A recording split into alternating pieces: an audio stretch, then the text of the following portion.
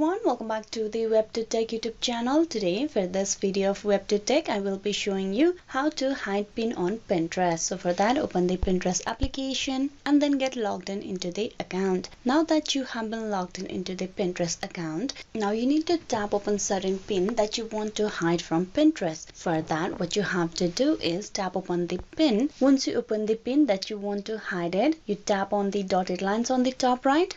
And there you will have the option of hide pin just below the download image. You tap that.